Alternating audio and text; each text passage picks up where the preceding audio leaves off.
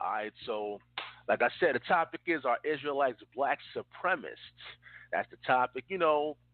What brought out this topic, or what made me want to do this show tonight is basically I've been having a lot of conversations, and I get a lot of calls from a lot of different people. Everybody knows that, and we did a show actually last week, I believe. We had an open mic, the first open mic, by the way, for Debate Talk View Radio, and the title of that show was "Are Israelites Guilty by Association?" If you didn't check that out, go check it out. Go to the archives on the YouTube page, and it was open mic, and anybody could call in an open mic show. And of course, there was times it got a little crazy, you know how that go, things of that nature. But for the most part, great dialogue and information. You know what I'm saying? And when it comes to like the One West camps, that was brought up in that show about the One West camps.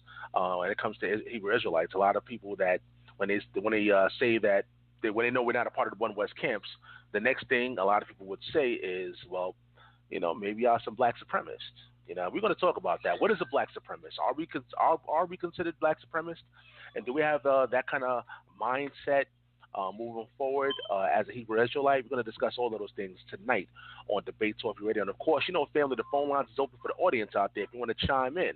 The number is 319-527-6239. But before we just jump right into it, I want to know, y'all, do y'all know what's the definition of a black supremacist? All right, let's go to Brother B.A. first. What's the definition of a black supremacist? Yo, what's the word? The definition of a black supremacist. Well, we would not have black supremacy if it wasn't for white supremacy first. That's what a lot of people don't understand. They fail to realize that black supremacy is a child of white supremacy.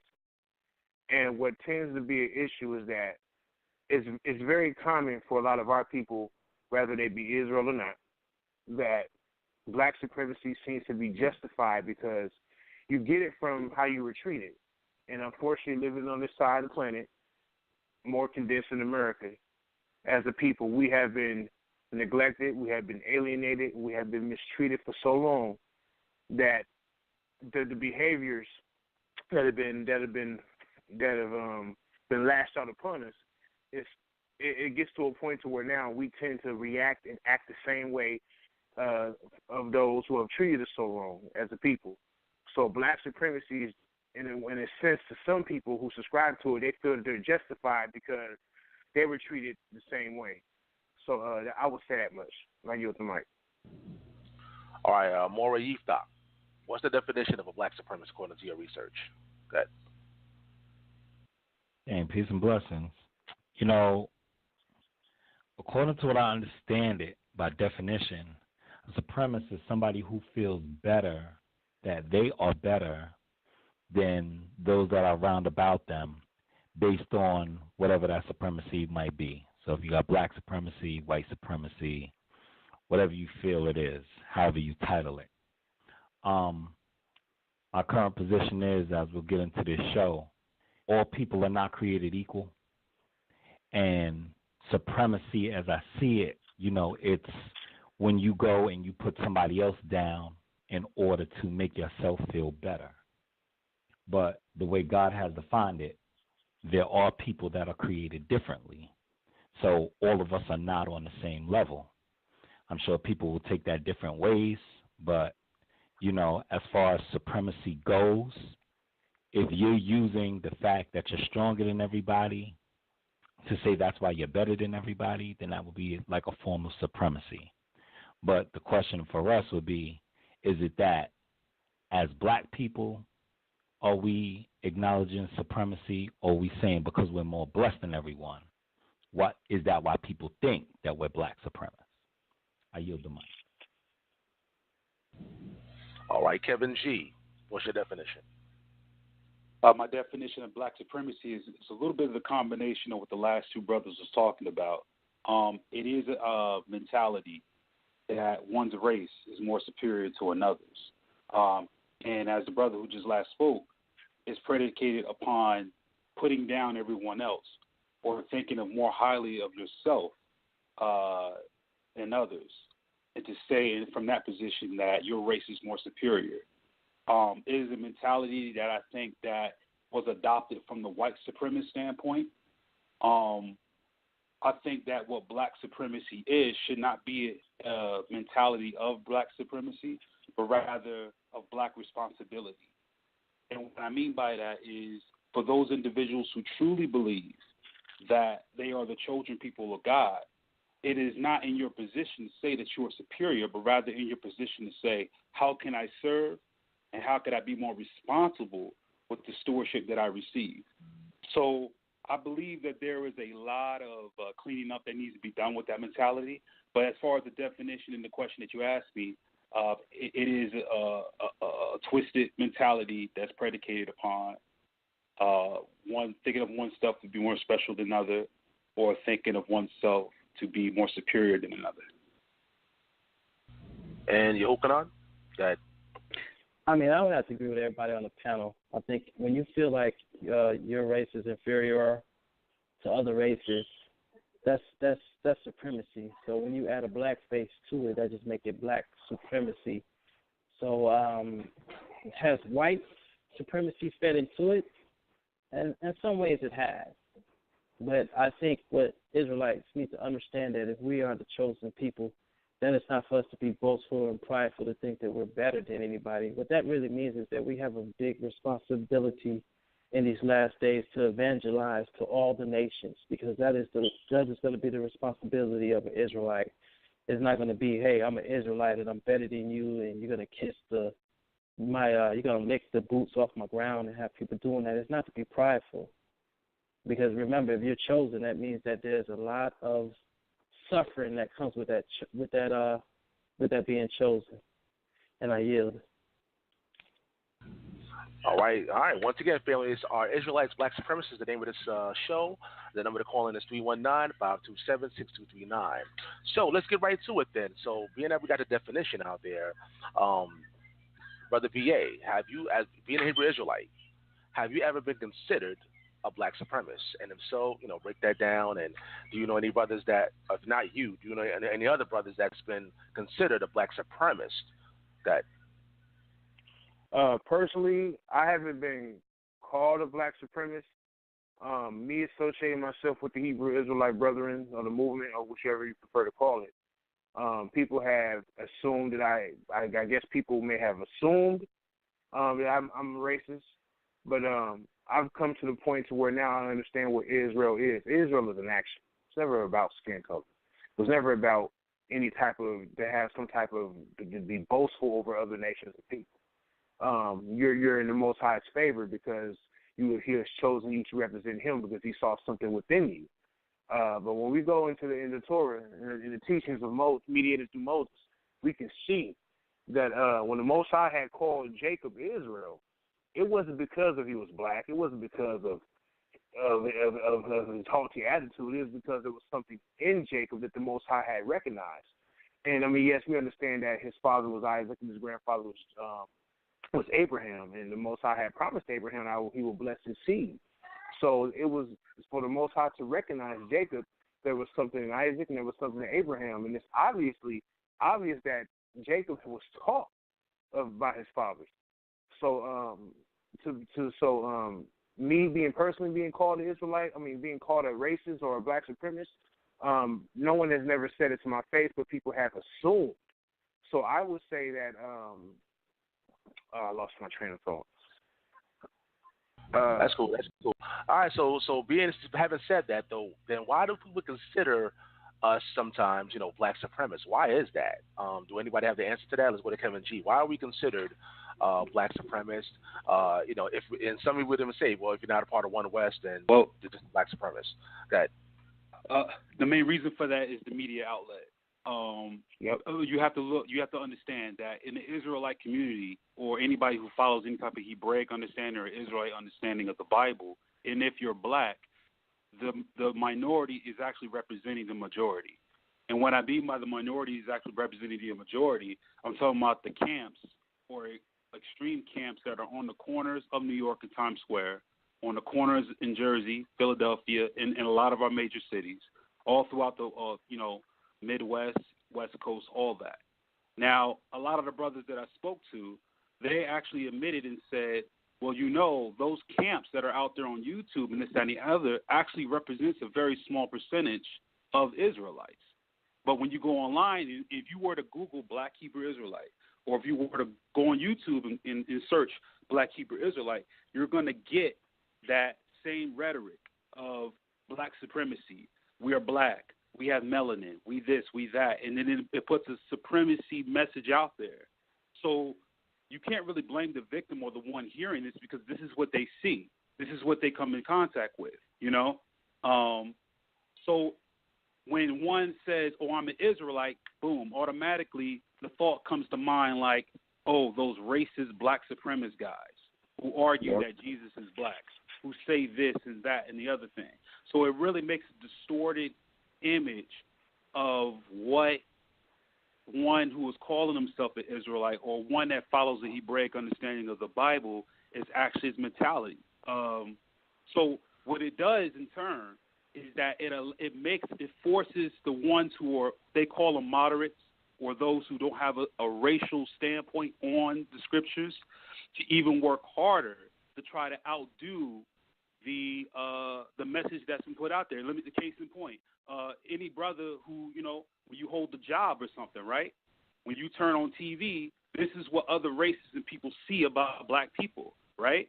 So they turn on TV, they see rap music, they see crime, they see this, they see that, and they think this is a black man.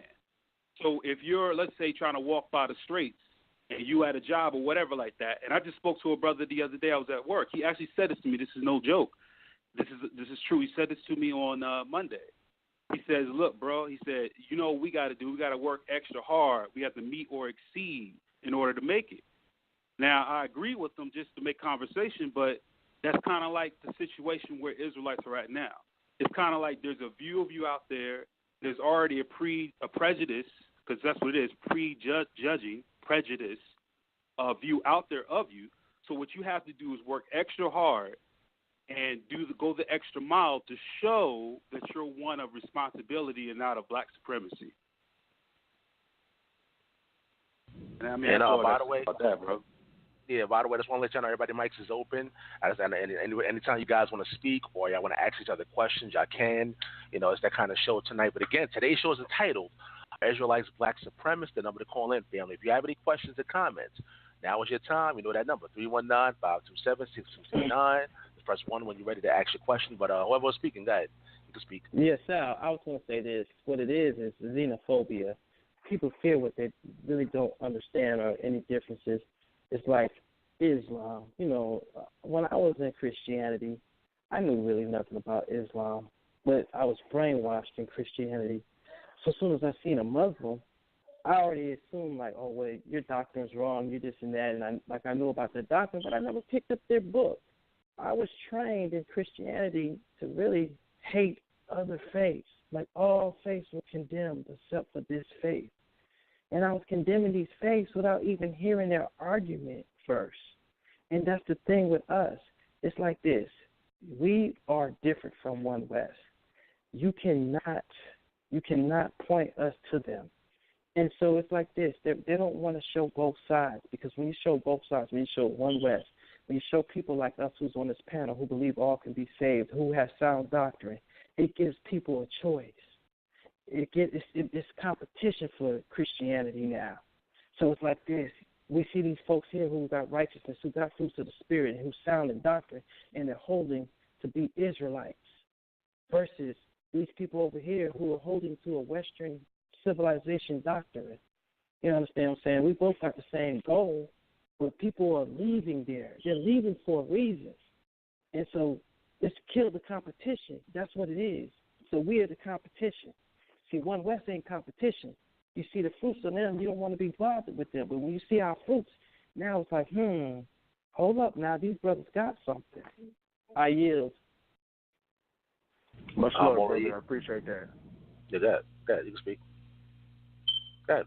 I was just committing to the brother. You know what I'm saying? Much love to the brother, man. I appreciate that, brother. It's Bro.B.A. I appreciate that. All right, Moreh Yeftahk, you want to say anything? Go ahead. Yeah, most definitely. Okay, so I might be coming from a little bit different angle, but from the lens that I'm in, you know, we have a bigger problem here in America than any other place. because of our racial issues. I think any black person who takes pride in their own culture and what they do and who they are is identified as a black supremacist. It's like all of a sudden, why are you not walking around like how we expect you to walk around? We've seen it in the 50s, 60s, 70s, where people were talking about Black Power, Black Panther Party, and I'm talking about things that were more out in the front as far as media goes. Black Panther Party, and people sitting down saying Black Power, and you have Muslims, and when you have the Nation of Islam on the rise, and they was doing their thing, and they became more popular, and it was like, oh, the Black Supremacist group, and then we were already labeled as hate groups because we were going against the status quo and were no longer being acceptant of what they were giving us. So here we are now as Israelites, not accepting the status quo of what you're telling us God is. And now we're a hate group. Now we're supremacists. Well, that's not fair. That's inaccurate. That's more of that miseducation. We come and we're identifying with who we were before we landed on these shores. And we come and we stop and we say, you're not better than us. You're our equals, and if anything, you're inferior. Why? Based upon the position that God put us in this earth. Well, people don't like that tone. People don't like to hear, well, first you were slaves. Now you're telling me that you're my equal. Now you're telling me that, if anything, you're inferior. Who are you to say that to me? Well, I'm not going to flood the panel right now with a whole bunch of scriptures, but God has already told us it is our position in the earth to be a light unto the nations and to teach people how to serve him. And so nobody likes to be told that they're wrong. So when they see us moving around and it's like, oh, no, you shouldn't do things like that, this is how you should do it. And I say for a long time, they've been telling us how we should dress. Well, who are you to tell us how we should dress? So now that I don't dress in the European form, in the status quo of what you feel is status quo of how to dress, now I'm a black supremacist. And it's the narrative that's taught in media. You know, it's okay to be black, but you can't be too black. It's okay to be strong, but as a black man, you can't be too strong. As soon as you start talking that power to the people stuff, raising a fist and things of that nature, then you know what? You're going a little bit too far. But the thing is that we're reclaiming our identity. And in reclaiming our identity, we're stopping and saying that we don't have to be like you, and we have just as much as right and position in this earth than any other people. So as other people come and state that we're supremacists, they can't point to the fact of why they feel we're supremacists, but they just stop and say, oh, that's what they are. They're a hate group. Yet and still, we could watch a whole election where number 45, number 730, Donald Trump comes out and says we're going to make America great again, and you don't stop and say, well, what the hell is that supposed to mean? If you're making them great, if you're talking about what's white is great and what America used to be, what is that narrative and what are you insinuating? So I'm going to say this. For us, we do not intend to bow down, to accept, or be defined by what people expect us to be because of their fears. It is quite natural to have self-pride in what you do. It is quite natural to want to speak about and uplift your own people, to understand that we were kings and queens of the earth. We made contributions that were essential not only to a nation but to humanity, and that because we walk in that and because we promote it, that doesn't make us supremacists. That makes us nationalists.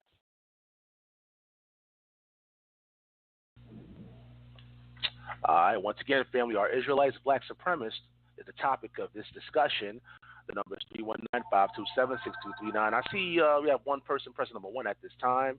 I'm going to get to you, but again, people, we don't screen calls. Anybody can call in if you have a question at this time. You know that number, 319-527-6239. So now, I'm going to go back to Brother B.A. Is black supremacy being mistaken? Well, matter of fact, is there a difference between being a black supremacist and having black pride, if you understand the question? I would say there is a difference. Black supremacy, like I said earlier, is a stem child of white supremacy. From my perspective, and correct me if I'm wrong, from what I see, black supremacy is when you feel like you're dominant than others. Now, black pride, even though we understand that pride is something not a good thing to have, but I don't see nothing wrong with the individual or me, such as myself, having a love for who I am. I'm a father. I have 2 daughters. So, and we live in America, where the standards of beauty for black women in America is just a whole nother topic. But the thing is that I have to train my daughters to love themselves, be proud of their hair, be proud of who you are, be proud of your history, the people, your culture. Be proud. Don't let no one tell you anything different about yourself, even though we know we have a history in America to where we've always been on the bottom of the barrel. So I have no issue with anyone being proud of who they are. The issue I have is when we react the same way that people have treated us, to have the hate towards others. And that's my issue with it. But to have black pride, if you want to call it that, I would say being proud of who you are, there's nothing wrong with that, because everybody else is proud of who they are. But for some reason, like the brother was saying, the media standard, when we show any type of appreciation for who we are, all of a sudden we're called this, we're called that. And we got to, and just to land back off the brothers, we have to know, another thing we have to understand is that there are a group of people in this country who do not want none of their children to be subservient to us. Or what I mean subservient, let me clarify. There are a group of people who feel like their children should not have to gain or take anything from us, learn anything from us. They do not. They're so used to us being on the bottom of the barrel and being servants that they want us to stay in our place. And as you can see, our people have made a lot of contributions in this country. Look at hip hop. Everybody wants to be, and I don't want to, like I said, I'm not trying to make this a superiority thing, but when it comes to hip hop, when it comes to the way we dress, when it comes to the way we wear our clothes, our style, if you want to call it swag or whatever. You know what I'm saying?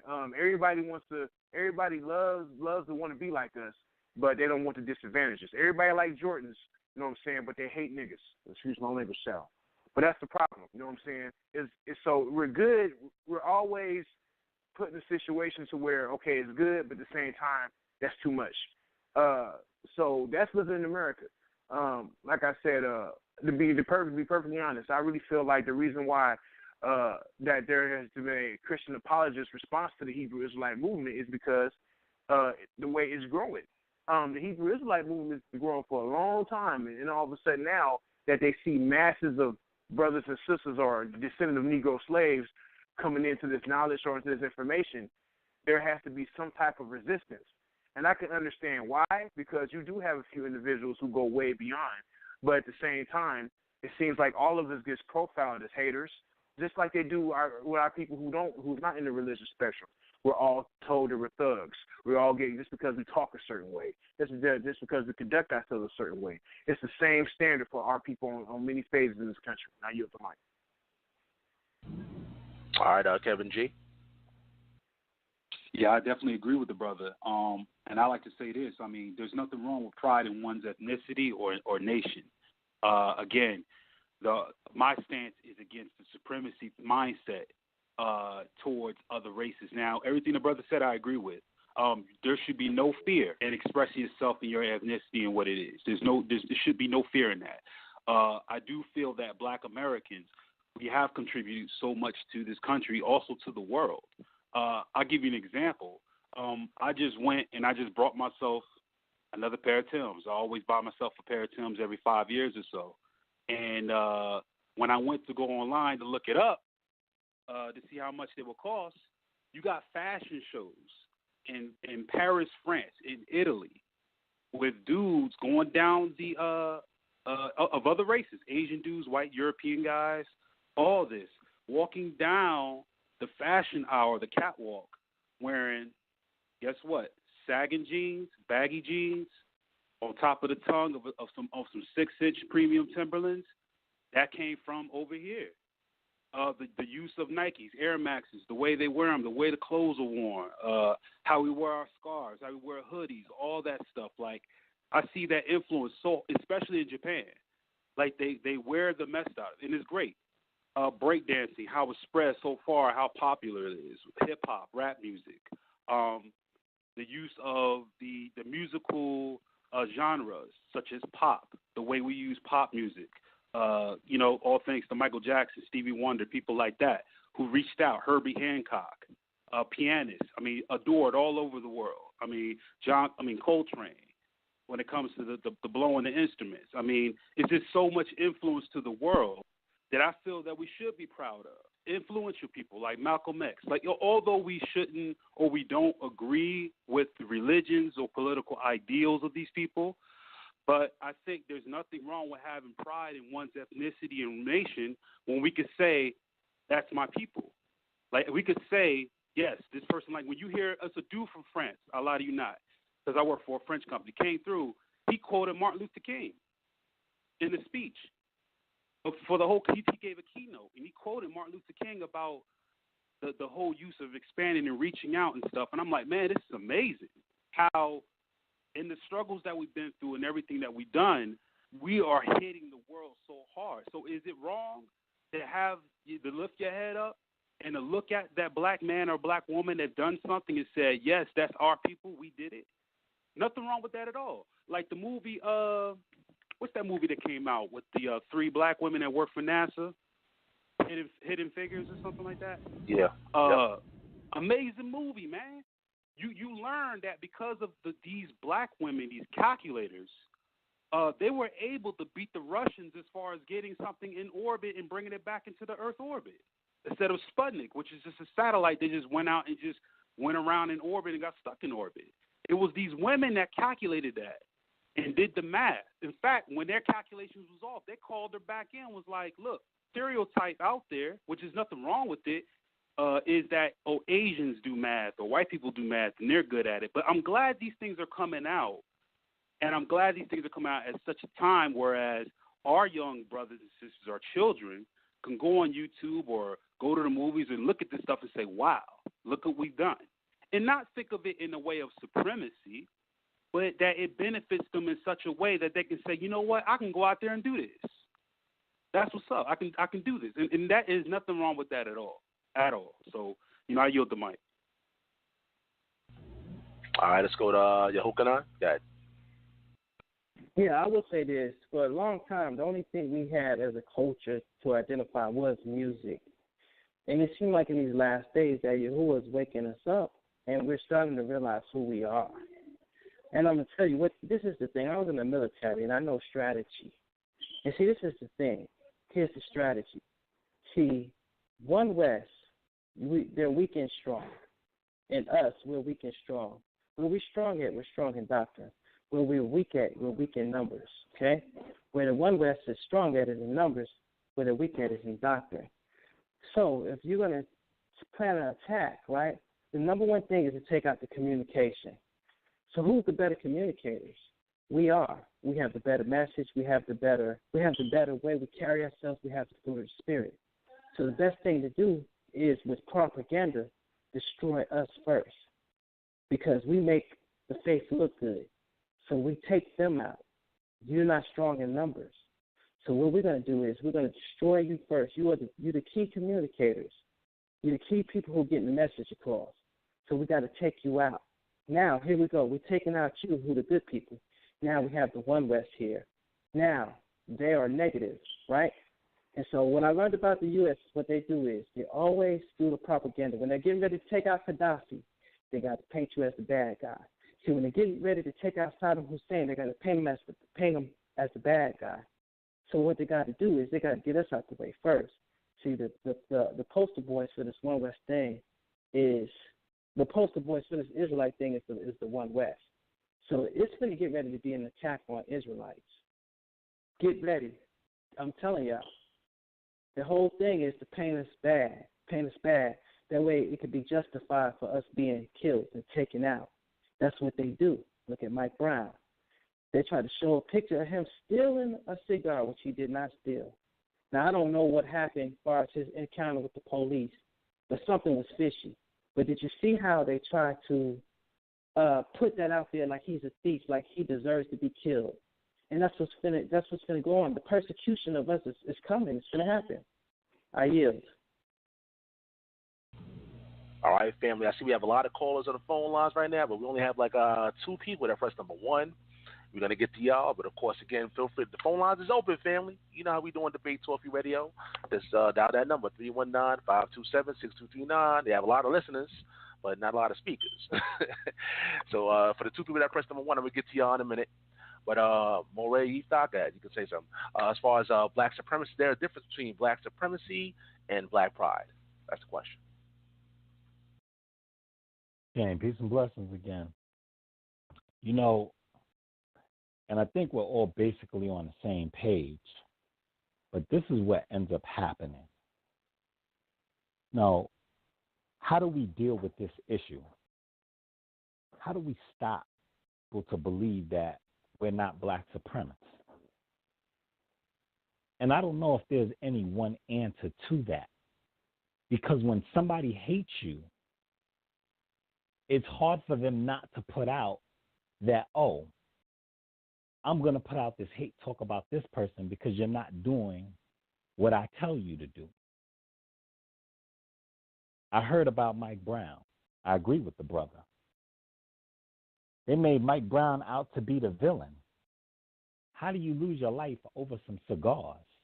We've seen in media that time after time, they're saying we're supremacists, but you never seen an Israelite on TV ever sit down and shoot an unarmed man.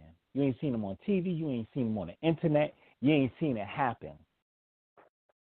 The ones who they empower to protect and serve this nation continue to kill our black people.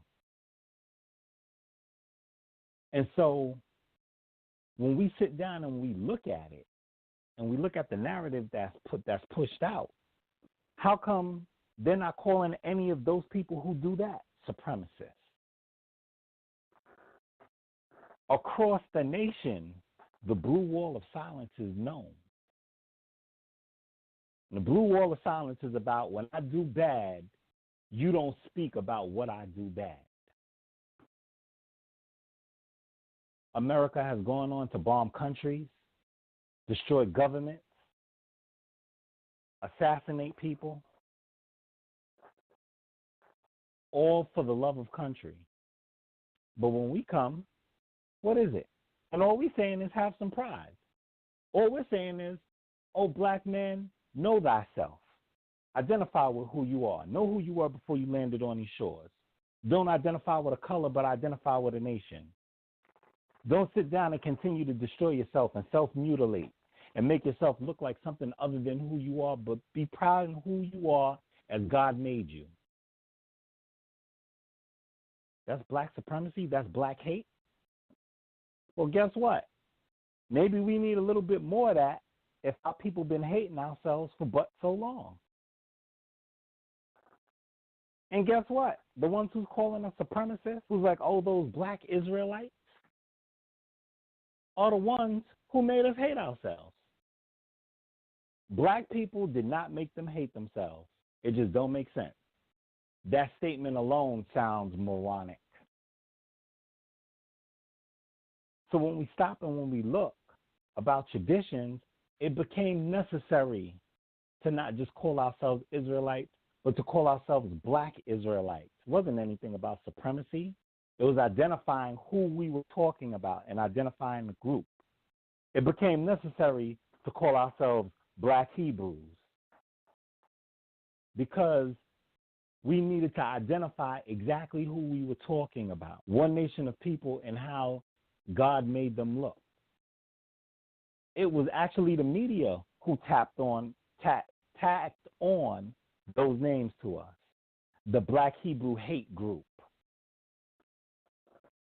the black supremacist group that calls themselves Israelites. But we were fine on our own. And so a lot of times I speak strong because I get tired of the rhetoric.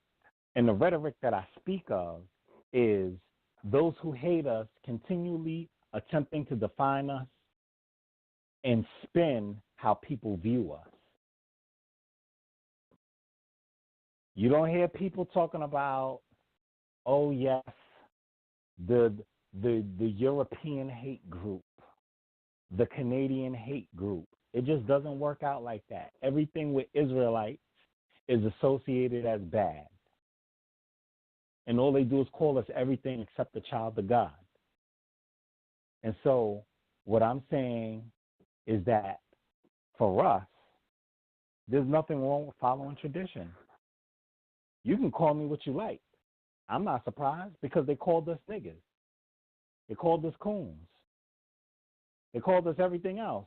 And you didn't have a problem when you were calling us niggas, but now that we're calling ourselves Israelites, you have a problem. And it's like, who told you you was an Israelite?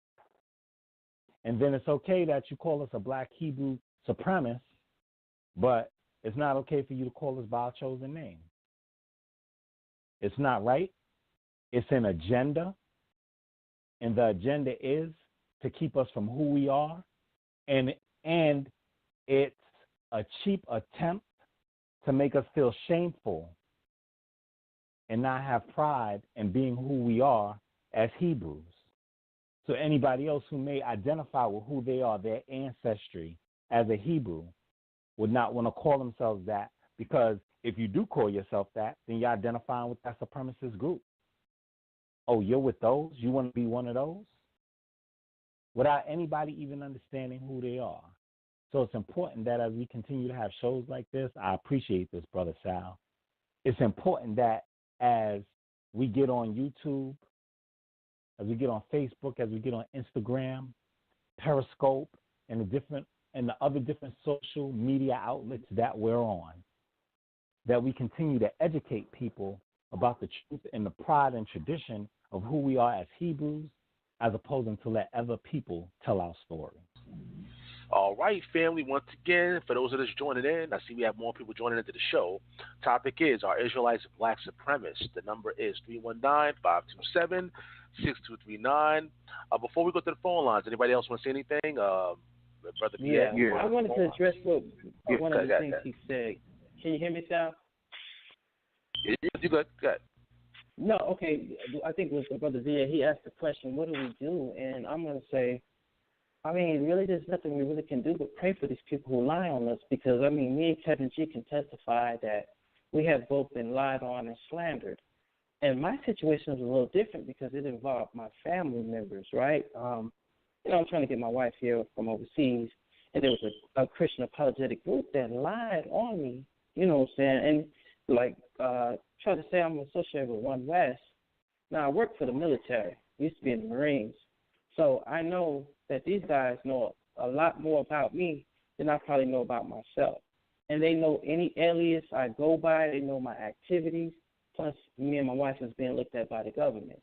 So this person wanted to drop a name, drop the name I use on Facebook and associated me with these groups who are on FBI terrorists. Not only that, just because I own a gun and I have the right to by the Second Amendment, they tried to label me a black terrorist, extreme terrorist. And so, I mean, the only thing our first response was want to get in the flesh, you know what I'm saying? Like, hey, brother, if you do anything that's going to jeopardize my family, I'll let that brother know there we're going to have a problem, and it's going to be a serious problem. You know what I'm saying? And that's me acting out of my flesh at first. But this is the thing. The kingdom don't need no lie to be built. If these people are trying to build their kingdom on a lie, it ain't of God. It's of Satan. And so what we have to do is this. We have to be patient and pray for these people who want to slander our names and lie on us. And Yahuwah, or the Most High, he will deal with them. And they're doing this publicly, but they don't want to come out publicly and make apologies. So when he deals with them, when he punishes them, if they don't repent, He gonna punch them in public and in private because vengeance is his, and he got our back. If we stand for truth, and these people want to lie on us and label a certain thing, Yahuwah is gonna deal with them. And trust me, they don't want no part of his wrath. So they need to repent, because what they don't know is that they're speaking against the prophets, and they're speaking against the Father, and they're speaking against his Messiah, and they don't even know it. I yield. I would just like to say real quick to the brother who was just speaking. Did you get any apologies for that? Did anyone apologize for that, for putting your family in that type of turmoil? No, far as I know, I did not get any apology. Now, when I reacted out of my flesh towards one of their members, I went on G-Man's show and publicly apologized to them, to one of these people, because I don't have no problem being wrong. But when I asked for an apology, I didn't get one. All I just got called was I hate white people. I'm a terrorist. I'm lumped in with the One West. That's all I got. I didn't get no apology. But when I offended them, when I did wrong towards them, I came out and said, hey, you know what? I was wrong. Now, I ain't going to lie. Now, only one person came out, and I'll say his name, and I got big respect for him, was Faithful. Me and Faithful got into it, right? And the way he came at me, I took it the wrong way, and I reacted in the wrong way. So the brother called me. We talked over the phone for hours, and we had a good fellowship. I apologized to that brother, and that brother, he acknowledged his wrongdoing and apologized to me. So I got to say big up to Faithful to God, because he manned up and said, hey, you know what, I was wrong just as well as you was wrong. So that's the only person I can say that ever had stepped up and never worried about how he looked and never hid behind his YouTube platform to keep his mouth closed. I yield. Yeah, that's I can speak for Faithful as well, man, because I know Faithful personally myself. So Faithful is a good brother. I don't know about the rest of them personally, and I'm not gonna speak on them because I don't know them that well. But Faithful, out of the ones that which I've dealt with only. I mean, I know LeRon as well, but Faithful is the one that is a good brother. But I would just like to commend all of us on this platform. You see how we're cordial to each other. We're not interrupting each other. We're not the classical good old Negroes on the platform. You know what I'm saying? We have respect. We're men. We're fathers. We work for a living. We conduct ourselves properly. Even if we did come to the point where we disagreed, I still believe that we'll have show conduct, because we're not the typical, oh, look at them Negroes. They talk heck loud. They disrespectful. They cursing. They hateful. Ain't none of that going on here. We all men of the Most High, and we're presenting our cases and our information. So I appreciate all y'all. Much love to you. All right, Kevin G, you want to say something before you go to the audience? Just that only thing I can say at this point is that I agree with Yahucanan. When it comes to his event, I'm actually a witness of all of that, and it is a messed up situation. I think it's really messed up, really, with the whole interaction between us. Sorry to say this, it shouldn't be a us or them, but between us and them. And I also agree with the other brother. I have to also shout out to Faithful as well, because me and Yahucanan, we actually spoke about this privately, and I do find that he's sincere. I do sense also that he's very forgiving. He really does work out that which he says. So I have to give props to Faithful as well. So, I mean, for three brothers to say that about him, I think that speaks a lot about his character and whatnot. So, and I yield the mic. All right, so we're going to go to the phone lines, family. We're going to go to the phone lines. We're going to hear from y'all. And if you're new to the show, just remember, there's no foul language, y'all. Got to keep it clean, keep it professional, and ask your questions, and you can even make a comment, but just keep it clean. Believe it or not, we have elderly people listening to the show, and even some teenagers and kids, so be mindful of that. So let's go to the audience out there, family. Again, the number is 319-527-6239. Let's go to 716-541. You're live in the air. Hi, thank you for taking my call. I don't have anything to say. I'm enjoying the platform. I'm speechless. I'm good. All right, cool. All right, so do me a favor. Just press number one again. I'll take you off take you off the queue. Just press number one again. I'll take you off the queue. All right, so let's go to the next person though. Let's go to 612-272. Have an air. Yes, Shalom. I was listening to the call, and I was very proud of how the brothers handled the question that was thrown at them as far as the Black Hebrew Israelites being an extremist group. And I just think that the problem with our people is that they don't want to hear anything that doesn't resonate with their spirit.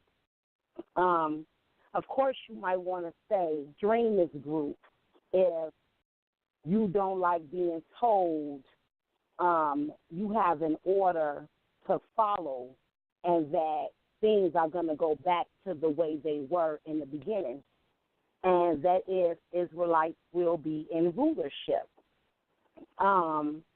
By the destruction of our hair being thick and us being here, I don't think there's no other way to take on an approach with your people when they are already sick in the head. I mean, there's no right way that you can tell them the truth about how this is all going to go down because of the captivity we're in.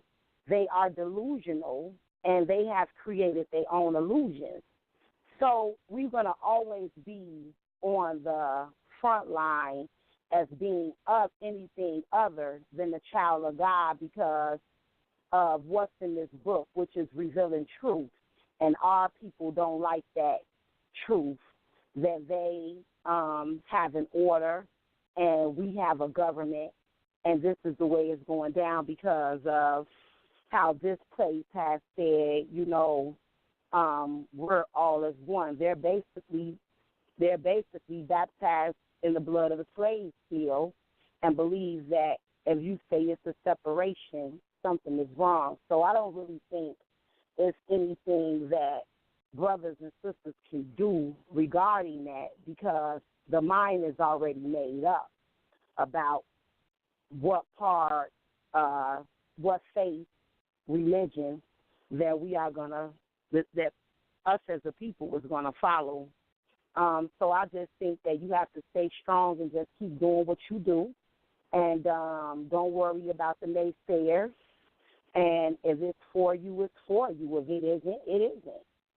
And we on the battlefield every day.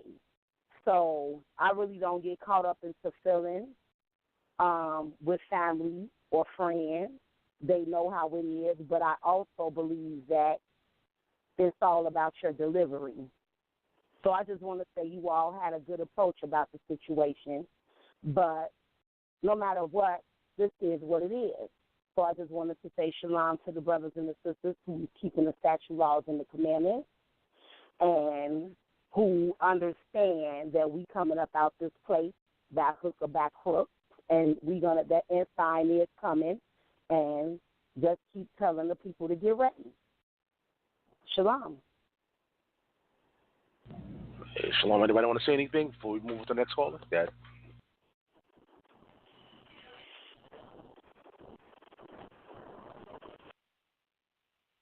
Nah, just that. I guess I would just say that I appreciate the sister for recognizing our conduct and the way we're dealing with the situations carefully, and that this is not just an emotional thing. We're not speaking from emotion. We're not speaking from.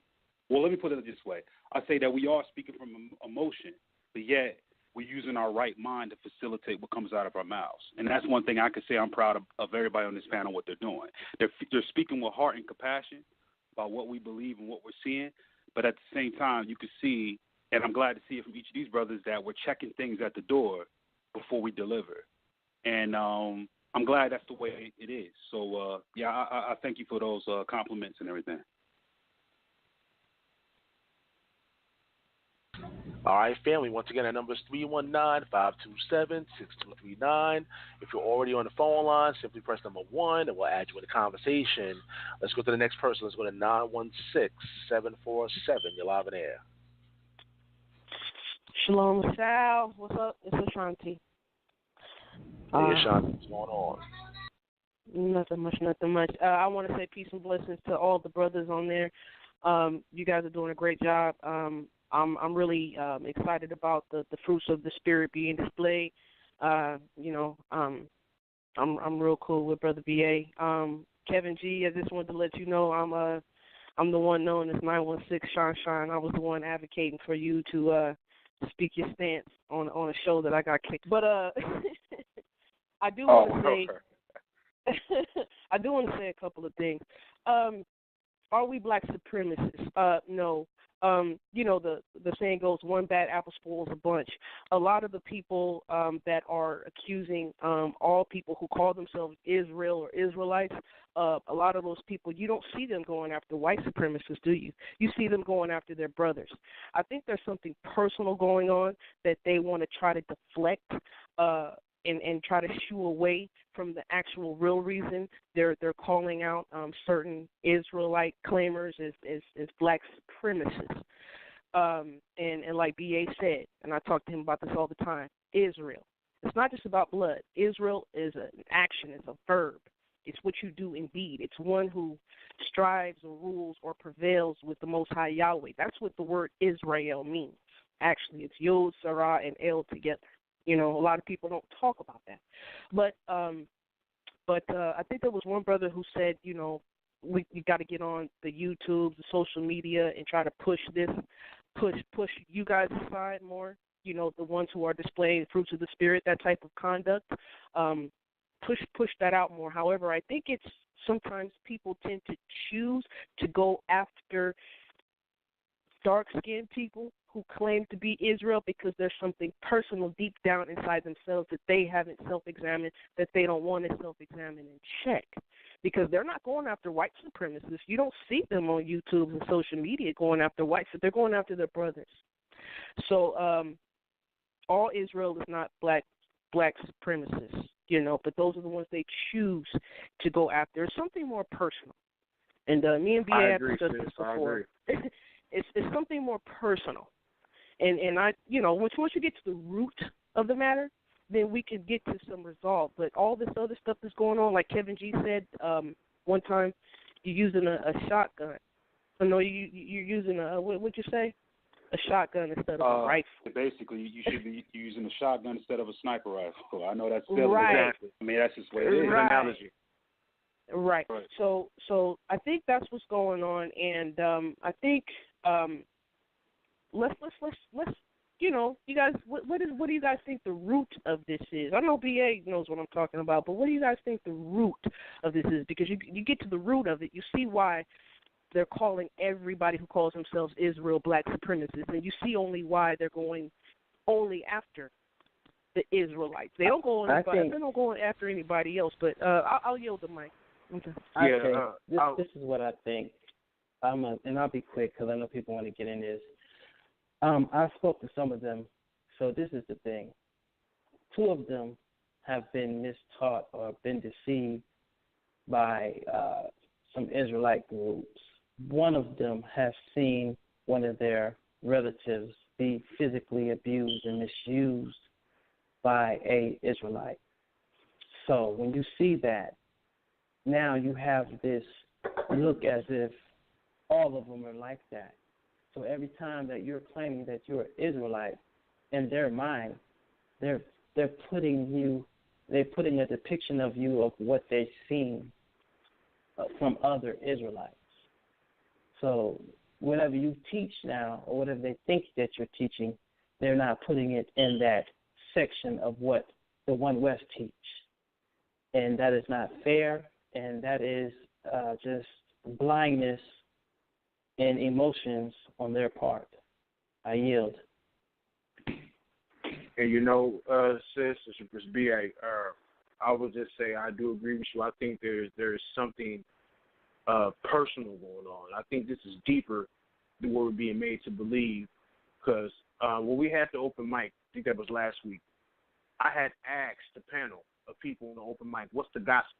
Because everybody keeps claiming they know what the gospel is. And the way that that this type of approach is to go at the brothers who call themselves Israel, brothers talking about we preach the gospel of Christ.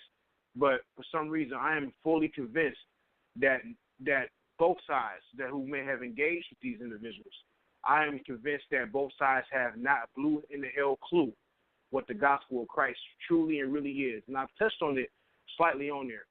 When the Messiah had came, he was dealing with a nation of people who were Hellenized by the Greeks and who were under the imperial rule of Rome.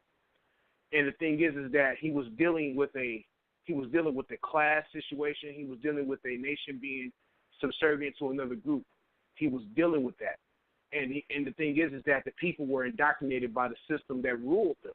And look at it again. We're in these same conditions again.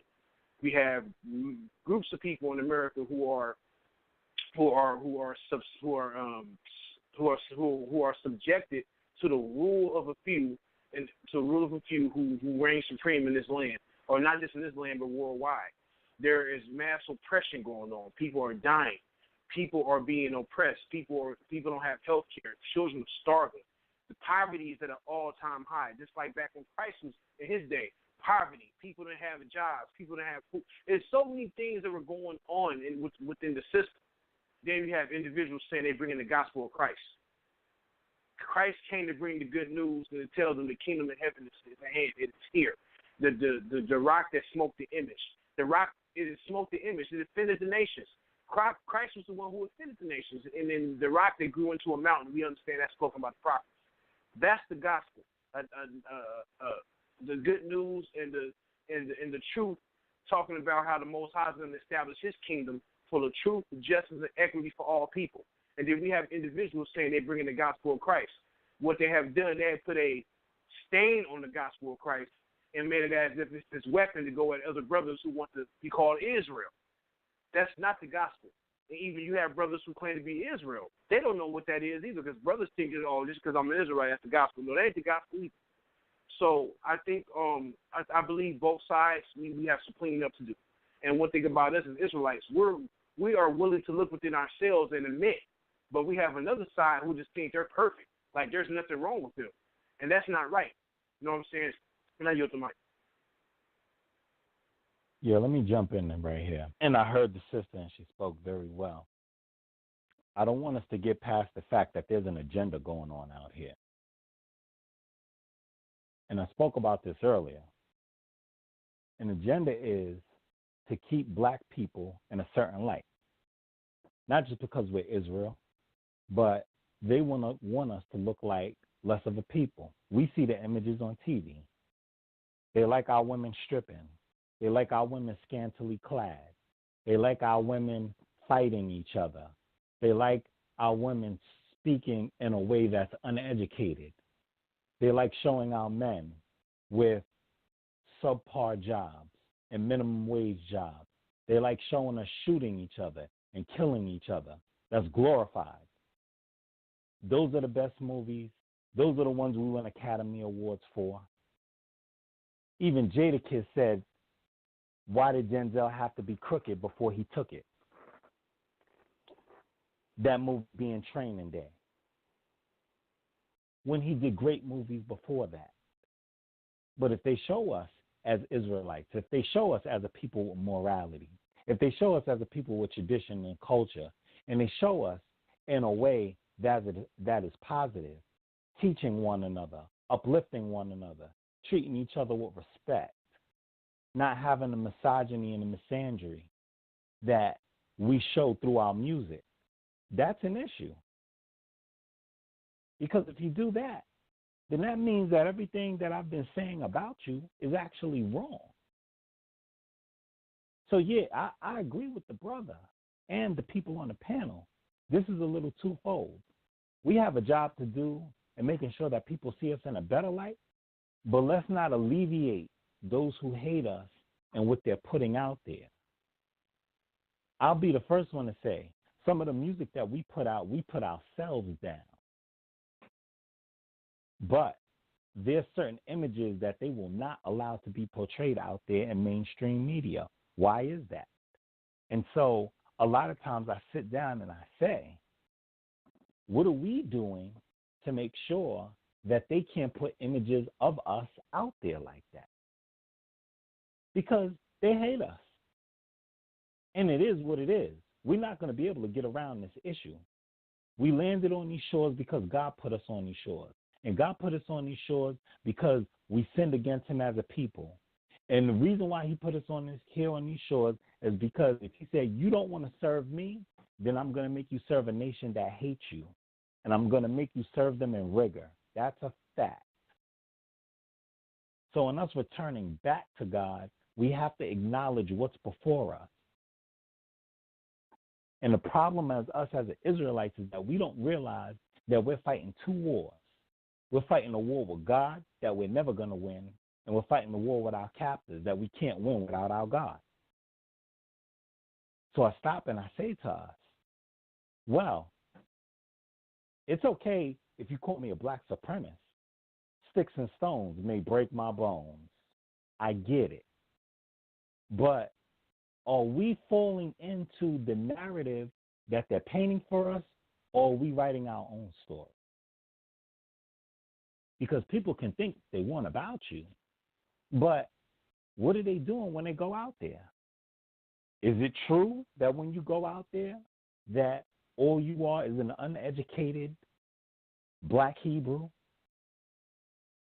Do you act street? Do you act ratchet? Or whatever terminology they're using to be a person who is acting ungodly? And that's where we got to start to focus. That's what we got to start to deal with. Because there's going to be people from everywhere, from different walks of life, that have their opinions of us. An opinion is one thing, but are they true? And so a lot of times I stop and I say, and the purpose of this was to focus on what the sister was saying. Is there a greater agenda? Of course there's a greater agenda. The agenda is we can't get back to God. Because if we get back to God, then that means they got to pay for what they did to us. Let's call a spade a spade. And so when that happens, we have to stop and look and say, hey, listen, yeah, there is an agenda. There is a certain way they want us to look. There is a certain way that they want us perceived so that people will be afraid to listen to us. And I just want us to remember this one thing.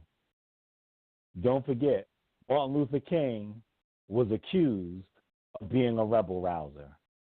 We knew where Malcolm X was at. Martin Luther King was supposed to be the safe one, right? Nobel Peace Prize, if there's any blood to be shed, let it be our own. Even they accused him of being a rebel rouser and making people believe through civil rights that black people were better than white people. So is there an agenda? Yes, there is an agenda. Let's address the agenda and let's dispel the myth. All right, family. Once again, today's show is entitled Are Israelites Black Supremacists? You know that number by now. Put it on speed dial. It's 319-527-6239. Once you call it, you got to press number 1 if you have a question or a comment. Again, we don't screen calls, family. We don't screen calls. Anybody can call in. So, again, you know that number by now. But let's go to the next person. Let's go to 718-313. You're live in there. Hello, Sal. This is Brother Oakland from New York City. I know I was supposed to be, or you asked me to be on tonight's show, but I wasn't able to make it. I just caught maybe the last 15 to 20 minutes of this show. But anyhow, Kevin G, that was in all B.A, Yahucanan, this is a great dialogue within the 15, 20 minutes that I heard. But I guess I'm reiterating what Kevin G stated, which is well, as far as are Israelites black supremacists, no. And naturally, that's not even our nature as a people to have that supremacist mindset, because when you just look at the natural state of our people, whether we are aware that we're Israelites or not, we always have that extreme loving nature where we can easily accept all people, no matter what race, color, and creed they are. We was always like that. And not only that, even in the scriptures, it states how you're supposed to treat the foreigner or the stranger when they come amongst you. And the scripture tells us that we're supposed to love them and treat them as if as if they're one of us. So whenever someone comes and trying to use that statement or trying to assassinate an Israelite's character, calling us black supremacists, we could just go to the book of Leviticus chapter 19, verse 33 and 34, and make them be quiet. Yeah, and, well, the agenda, like Kevin G says, is, well, what I'm going to say is that the racist rules of this world consciously or subconsciously understand how special of a people we are. So when they see brothers like us who are aware of who we are, aware of what's going on in the world, and we stand for righteousness and justice, it intimidates them because deep down inside, they understand that if more and more of our people come into the light of who we really are and stand for justice and righteousness, we'll take over this world tomorrow. And they understand that. And I think that a lot of other races understand that too. Maybe not a lot of other races know or aware that we're Israelites, but something inside of them know that we're special. Because look how they follow us. Once again, Kevin G pointed that out. Look how they follow us.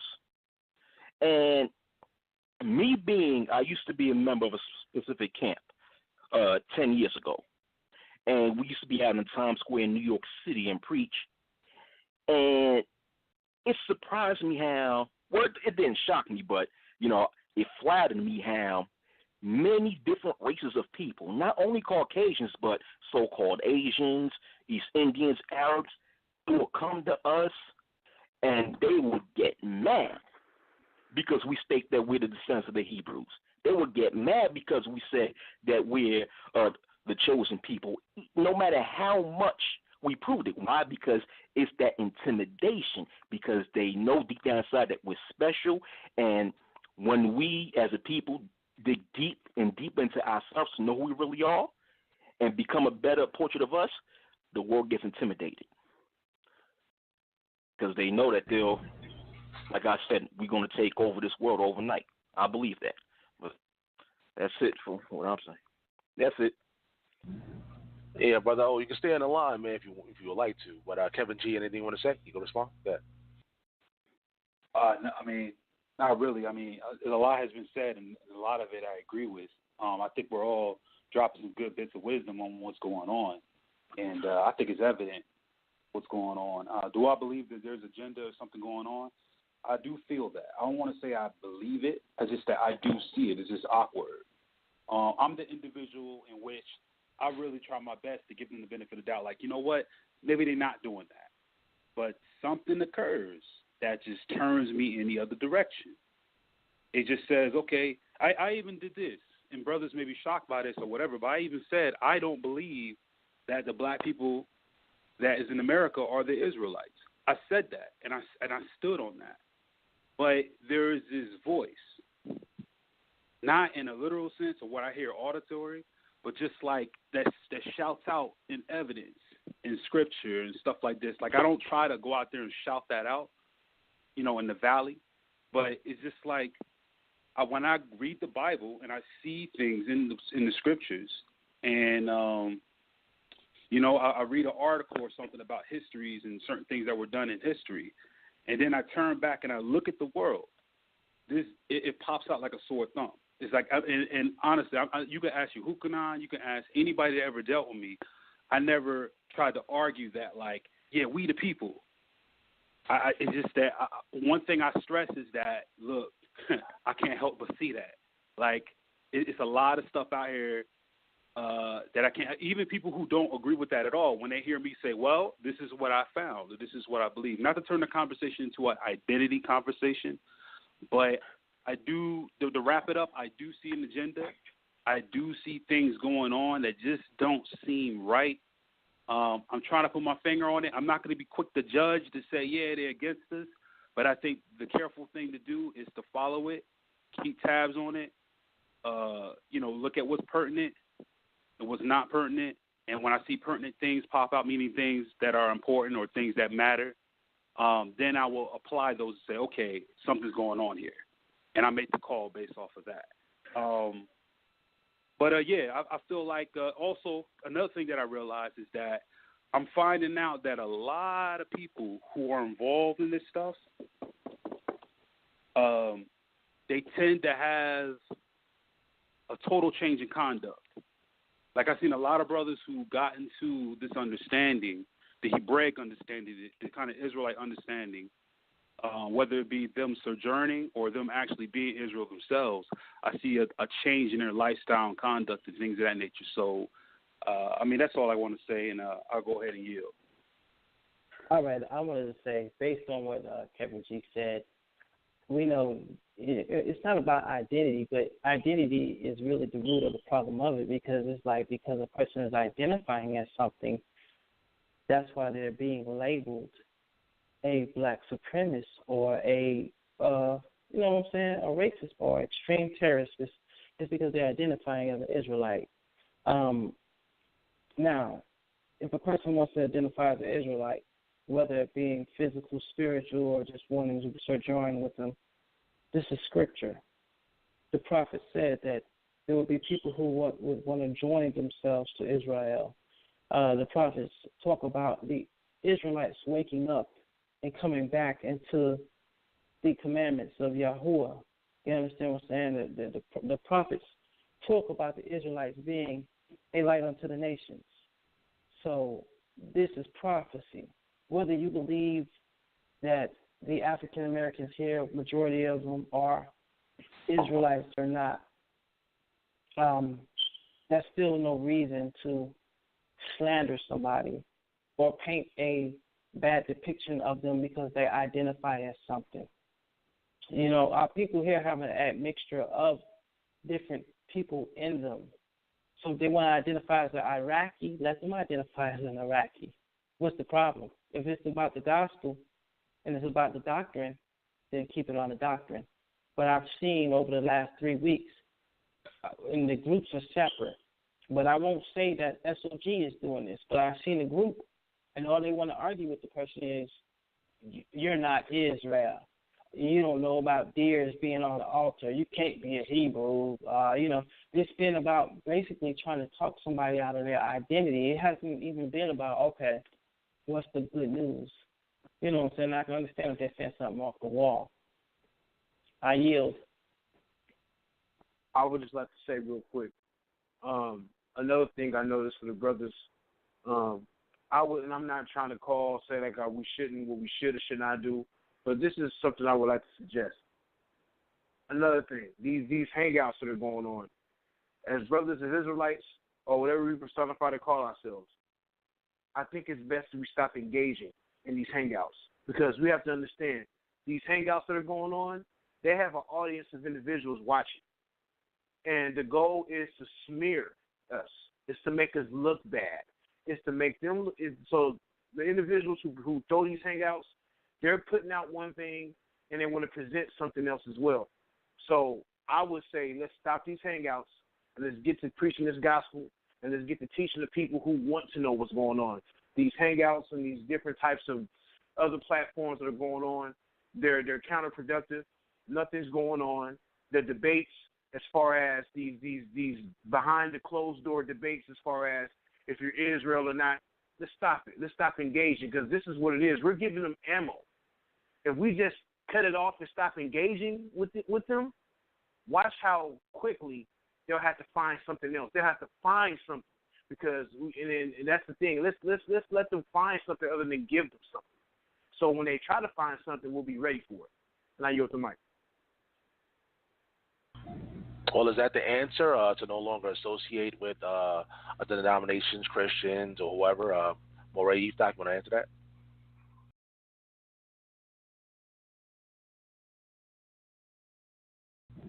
Sorry about that. Trying to get off of mute there. This is what I'm going to say. There's a God of the universe. And we've been arguing about God since the beginning of time. We've been arguing about how to serve God, who's who God has chosen and who God has not chosen. And in us coming back to God, we have to take this one step at a time. It makes no sense for us as a people to fight internally when we have an external enemy. We know we have an external enemy. And it's not that we can't handle two things at one time, but let's take care of one thing first. You know, for us, we got people calling us black supremacists. And it's feeding into, I want us to understand the narrative, it's feeding into us being held apart. And so how the brother said, well, we got to get out on these streets and we have to educate. We got to tell people about who we are and who this God is and who they are and the way we should be conducting ourselves. That has to happen. We have to learn how to live as a nation first. And so if we don't understand who we are, and if we can't make the connection, if we can't identify with who we are as a people and why you shouldn't be afraid of me, we're going to have an issue. Somebody's telling me I'm your enemy and I'm your greatest asset. That's not good. That dates back to Adam and Eve in the Garden of Eden. Some snake came along and told a man's wife that what God said was a lie. And that's what we see in these days and times. And what I'm saying is recognize the snake, recognize his narrative, recognize his smooth words. You don't have to listen to that. And as a matter of fact, the moment you start listening to that, God doesn't want you to eat from the tree of life, because in the day you do, you'll be just like him. And so that's the narrative. When you stop and you talk about how great you are and how good you are, you're no better than the white man. Don't be like him. Be happy with who you are. Well, just because I got pride in who I am, that doesn't mean I'm being like the white man. And just because I speak about tradition and how great we were, that doesn't mean that I'm being a supremacist. I'm trying to be like somebody else. I'm being me. And I think all of the panelists have spoke to that and agree with that. So there's a certain level of education that has to go on. And guess what? No one man can do it. You got people all over the world. We've been spread to the four corners of the world. So wherever you're at, whatever you're doing, whoever you come in contact with, teach them about who we are and the way that we should serve this God. Everything else is going to play itself out. Said he will let us know who he is once again. I have no doubt about that. But in the meantime, to uplift my brother, that's a job that we have to do every day. Love your brother in your heart as you love yourself. So the only thing that I'm going to say here is, and I want us to understand, you think when they see us coming together, when they see us gathering together, what has history dictated? They always come and try and break us up. They find out about conversations like this, and they come and try and break us up. Oh, you're not like him. Are you going to allow that to happen? They come and try to break us up. And so, supremacy, black supremacy, well, let me say this. We are who we are, and God told us that we're a blessed people. Some people won't agree with it, but I know what those holy scriptures say. Clearly, we are blessed above all people upon the face of the earth. That being said, that statement is contingent upon our righteousness. And so, for those of other nations who don't appreciate that statement and don't want to follow the Bible and don't want to follow the Holy Scriptures, that's the fight that they have to take up between them and God. I'm a Hebrew Israelite. I'm a quote-unquote black nationalist for those who can't relate to what a Hebrew Israelite is. So I'm going to speak about what our God told us and how we should conduct ourselves. And as time goes on, then we'll see who God has chosen and who he has not. But as far as the rest of the stuff, let's build, brothers. Let's stop and help one another. Because guess what? Our brothers and sisters in Barbuda, our brothers and sisters in St. Martin and Antigua, in Houston, in Florida, they need our help. And while they're telling us that we're supremacists, we're supposed to be showing we got our hand, that we're willing to help our brothers and our sisters no matter what, and that will dispel these myths about who we are as a people and what our exact agenda is. I yield the mic. All right, family. Once again, it's Debate Talk for you. That number to call in is 319-527-6239. Topic: Are Israelites black supremacists? Are Israelites black supremacists? Like I said, the phone lines is open, family. A lot of people listening to the show. I see y'all. I see y'all on the phone lines. But you got to press number 1 if you want to chime in. Again, that number is 319-527-6239. Now, the term or the word moderate, you know, some people will consider you a moderate, us moderates. Is that a condescending word to describe who we are, or is it a word that we should be embrace and uplift as Hebrew Israelites? Yeah, who's want to respond to that? I definitely want to speak. Oh, my bad, brother. Did you want to go first, or? You know what, Kev? You go right ahead. I just land back off you, brother. Go ahead. Okay, appreciate that, bro. Thank you for that. Now, here's the thing. The term moderate was coined, I'm not going to say by whom, but for reasons, because there has been a category that has been placed on people who follow an Israelite understanding or Hebraic understanding. So the word moderate came about because there's the label extremist, okay? And the label extremist, when it came about, someone had to now categorize, well, what about those who don't hold the idea that we categorize as extremists? So that's what they call them, moderates. Now, I will call myself a moderate, not because I think of myself as a moderate or this, that, and the other, but I will use that term to help them identify and facilitate who I am. So if I do approach someone, they say, oh, Kev, are you an Israelite? I don't really want to answer to the title. So just to give them an idea of what direction I'm in, I will say I am a moderate to help them out. But in my view, there's no such thing as a moderate. And this is going to sound a little bit wild, but as Bible believers, everyone should be an extremist. Now, what do I mean by that? Do I mean everybody should have the racist mentality? That's not an extremist. That they should be where the word extremist is associated with, say, like Al-Qaeda or ISIS or anything like that. We call them Muslim extremists, and then they kind of take the definition of Muslim extremist and apply it to Israelite extremists, and then paint a view of one who does things that are outside the conduct of how we should treat other human beings. No. What I mean by extremist is that, let's think about this term for a moment. If you truly believe in the Bible and everything it says, you should be to the extreme in what it says. If you truly believe there is a God in heaven who will judge according to you following his commandments or not, you should be an extremist in preaching what you believe. That which is written in the Bible should be as real to you as you getting up, getting ready for work, taking your kids to school, getting dinner ready, and all of that. It should be a part of your life as though it is real. So if you were to, let's say, for instance, if we all would have been contemporaries of Abraham.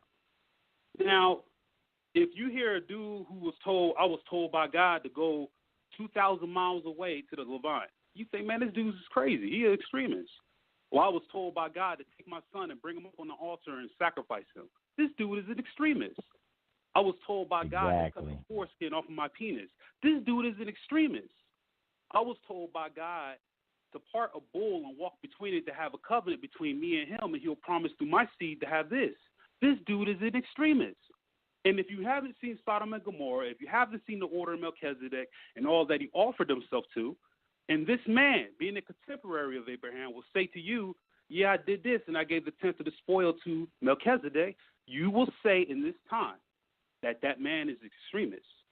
So is he an extremist, as we like to paint out, because of what he's doing by his actions? Or is it that he believes exactly what God told him? So in that definition, I will say that we all need to be extremists. Because if Abraham was around the time, like I said, people will look at Abraham even more crazy than the Israelites. People will look at Abraham more crazy than a Klan member. Dang, this dude said that God told him to cut off a part of his penis. Think about the talk. Could you imagine that? But when we read it in the Bible and we see the fruition of what Abraham done, it's easier for us to accept. But it's funny that no one actually put themselves in the position to be there to say, I'm going to follow a man named Moshe to the sea to go to the land of Midian, and he's going to split the sea. Okay. You can kind of see the stubbornness of Israel and why they were like that. You can kind of see why God wanted to purge that generation out in the wilderness before they got to the promised land. Even Moses himself didn't make it because of that stiffness, that hardness of the heart. So, again, getting back to my point, that whole thing of extremism or moderate, those terms were created based on our modern understanding of what these things mean. But I hope everyone understands my definition of extremist, that yes, if we pick up that book and we look at it and we believe this is the truth, we should all go to the extreme to do whatever is necessary to make sure you abide by everything that it says.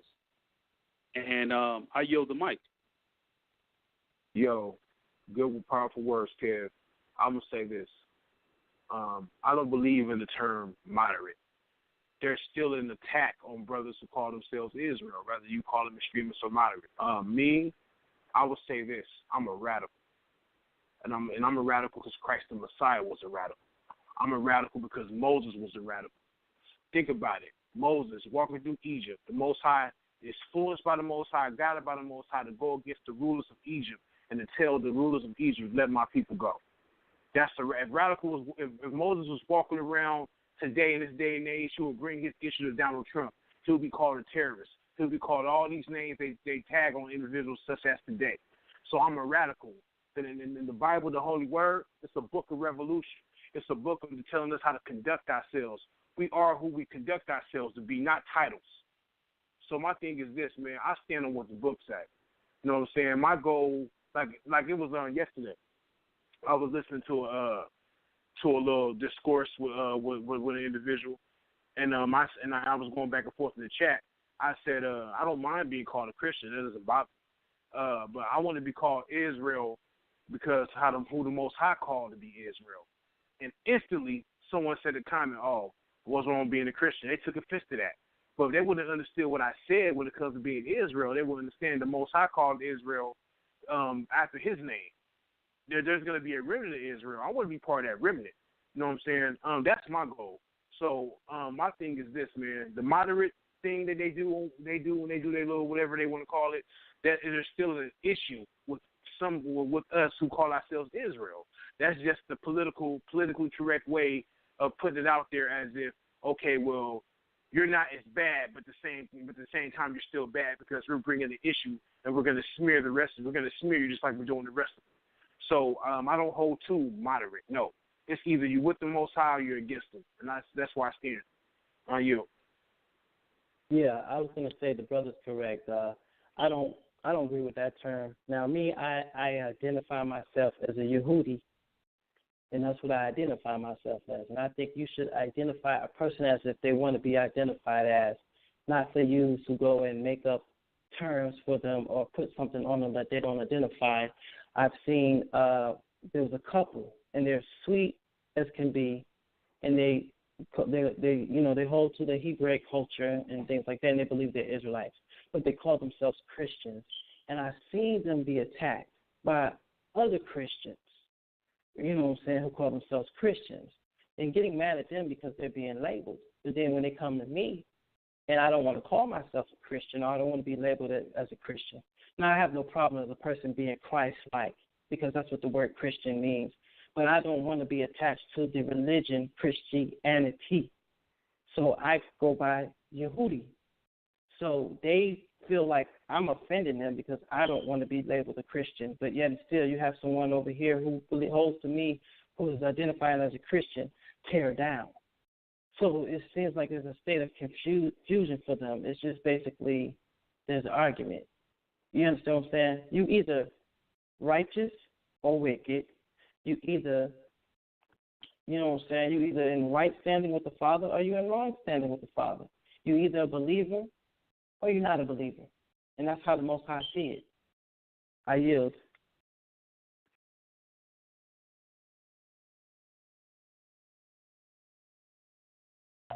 Moreh Yeftahk, you want to say anything about the term moderate? Yeah, definitely. When I see moderate, I see it as just another label.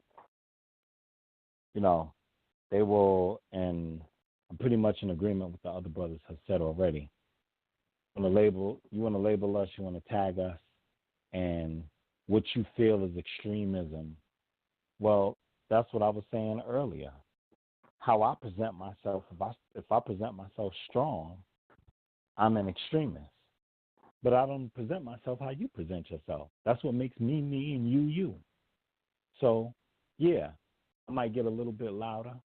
I might feel a little bit strongly about some issues. But the brother made great points. When Abraham was told to kill his only son, some people would say that's extremism. What kind of God would tell you to kill your son? And there's this campaign going on right now about circumcision.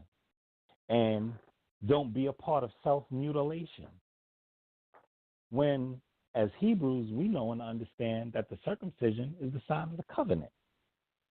So our faith is extremism in their eyes, but to us, that's what makes us closer to God. What do you want me to do? So I'm saying that to say, I'm stating that to say, being moderate is unacceptable. Being extreme is unacceptable. It's an unacceptable term. Those are unacceptable terms. I express myself the way I express myself because that's how God made me. And that's okay. But I said for us, because they want us to tone down the black talk, because they want us to, quote unquote, preach in a manner that's acceptable to them, that won't happen. God told us in our holy scriptures, cry aloud and spare not. It's not our job and it's not our position to stop and succumb to the feelings of every person who has an opinion about who we are. Does that mean that we don't take other people's feelings into consideration? No, it doesn't mean that. It just means who the message is for will get it.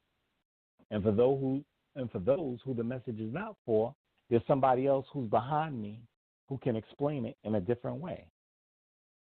But what we won't be is dictated to or facilitated in such a manner where people will tell us how we're supposed to teach our own. That's not going to happen. We're going to teach our people with an understanding that we know our people can relate to. And because there's cultural differences, and because there's people who have no relation to who we are and who do things differently, it's strange to them.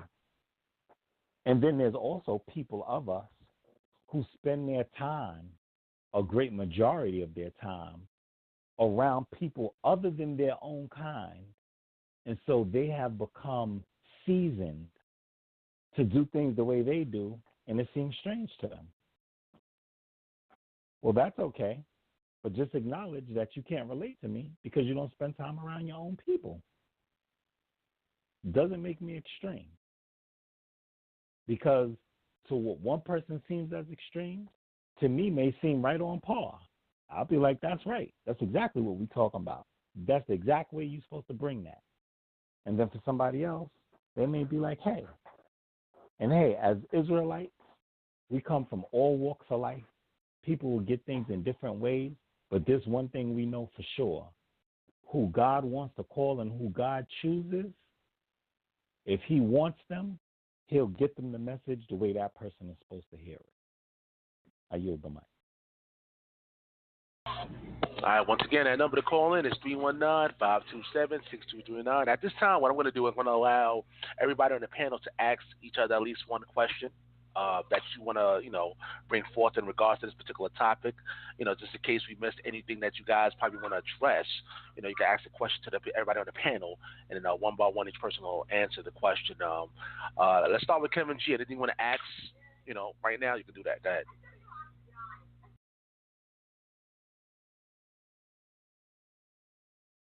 Yeah, sorry about that. I just had to unmute my mic. I will ask this. This is something that I've always tried to push, and the question is to anyone on here: if we're going to make ourselves a confederate, meaning a group with one agenda, with one purpose, do you think that it is necessary to then conform the voice? What I mean by that, not to sound all fancy with words or anything like that, but do you think it's necessary that we all are basically on the same page? One person teaches this, another person teaches that, and of course, with some people here and there, they need time to catch up in knowledge than other people who are strong in knowledge. But I think that if we're going to say on one hand, okay, let's not associate with them, let's not get in the hangouts, let's not do that. Do you think that more association needs to be done on the side that we want to make a confederate on to say, okay, let's be on the same page? What is it about the law? Let's get that understanding right. What it is about the commandment? Let's get that understanding right. What is it about the Mashiach? Let's get that understanding right. Do you think that there's a need for that? I personally do. I think that we strongly need to do that, but what is your opinion on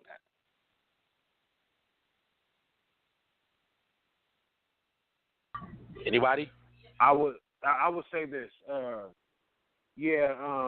That's a good way to go about it. I think there needs to be a big clarification on the teachings, or which we know them as Torah, which are mediated through Moses. There's a big misunderstanding. They want to call the Torah the teachings of Moses or the law of Moses. And we understand that Moses didn't make up anything. Everything that Moses wrote, or his scribes wrote, rather, or whatever you want to call it, those were instructions that were given to him from the Most High. We understand that Christ was the voice that spoke. So the thing is that Moses didn't make up anything. Moses didn't create anything. Moses was the mediator. So when these individuals speak out against the teachings of the Most High mediated through Moses, I think they don't understand what they're saying. They're speaking against them. And they're projecting, and they're making everybody feel like, oh, these guys are just these guys. They worship Moses, or they believe in Moses more than Christ. No, Moses got those commandments from Christ. So the thing is that there needs to be a big clarification on what it means to keep the laws of the Torah or the teachings.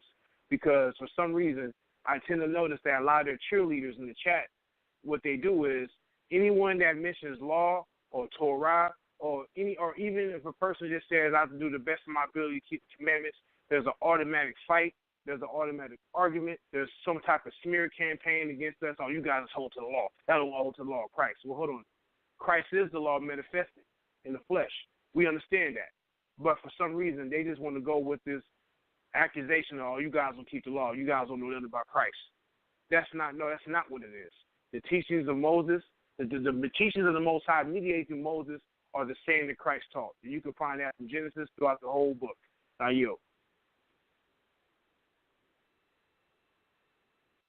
I think what we should do is let the Spirit, submit to the Spirit, and let the Spirit bring us into one accord, like they did in the body of Acts, when they was on one accord. That on the day of Pentecost, or they were so at one that when they brought their money together, they distributed it wisely to the people who had need. I mean, if we can get on that level, I'm all for that. You understand what I'm saying? Like, if staying away from the hangouts, which probably we should do, because at the end of the day, it's not edifying, it's not being fruitful. It seems to have some type of agenda of slander instead of edifying. Then yeah, we probably should stay away from those hangouts, because it's not profiting anything. Nobody's receiving salvation from it. It's just creating strife. And that's what the Messiah does not want, is strife. Not for his name's sake or not for his purpose sake. I yield. Yeah, this is Moreh Yeftahk. I'm going to say this. I think what we need to stop and acknowledge for ourselves is that we don't always, in order to have one voice, we don't necessarily need to agree on every issue. When I teach in my congregation, I tell the congregants, there is probably nobody in life you have ever met that you agree 100% with everything they believe in. That's including your father. That's including your mother. We all learn things about people that we like or dislike. And as we choose our friends, we stop and we determine where the person has gone too far and how far I'm willing to go with this person. At the same time, too, that doesn't stop us from our day-to-day lives. When we go to work, we work with people that we don't know. And we still get the job done, and we still get to a common goal because we have the understanding that this is the job we need to get done in order to be successful. And so what I say all the time is we're coming from different walks of life. I'm going to hear somebody from England speak in a certain way, and it's going to sound strange to me. I'm going to hear somebody from the West Indies, and they won't be talking like me. My family comes from the West Indies, but I was born here in America. I can see the other part of my family from Panama come, and they sound different to me, and they're speaking Spanish. And I'm like, what's going on here? I may not be able to relate, but the question is, can we work together? Well, I stop for us back to the scriptures. When they was building the Tower of Babel in the book of Genesis, you had people from all walks of life that would stop and say, hey, listen, let's build this tower up to the heavens. We can do it. We can have a common ground. We can have a common voice. There's certain things that we can build on, but we have to understand what we can agree with and then agree what we're going to disagree with and just say, all right, but this is the goal. I don't need to know what you believe in order to build a house. But do we need to build houses for one another? Do I need you to help come build my house, the structure? And at the same time, do you need me to come build your house? That's how you build communities. And so what I'm saying here is that we need to understand what common ground we can build off of. We need to stop and understand that it's to our benefit to get together as one and not continue to stay apart from one another. And that as we get that understanding and as people see that we can come together, that, yes, we'll be able to get that common thing out. Because the reality is that all of us that sit on here on this panel believe in God. We believe in a high power. And if you read in the same book that I'm reading, prophecy is going to happen. So whether whoever's right is going to be proven to be right one day. But in the meantime, are we suffering or are we becoming wiser? And so the only thing that I say is in answer to the brother's question, we can do it. We have to do it. The question is, are we going to be humble? Are we going to humble ourselves enough in order that we can achieve our goal? And I believe that will happen. All right, Kevin G, you can respond to that. Before we go to the next question, you can make a response. Yeah, I think all the answers were acceptable. I understand from the first brother that spoke that we need to come to an understanding. I agree with him about, pretty much being on the same page with everything. I agree with Yahucanan, too, because we do need to follow the Spirit in the sense that I think the Spirit will lead us to make such a decision, a wise decision, that's going to really make it beneficial for everybody. And, I also appreciate what the last brother just said because, that is true. You're not going to agree 100% with everybody and what they're going to say. But I do think that there's a necessity to make sure that all are on one accord.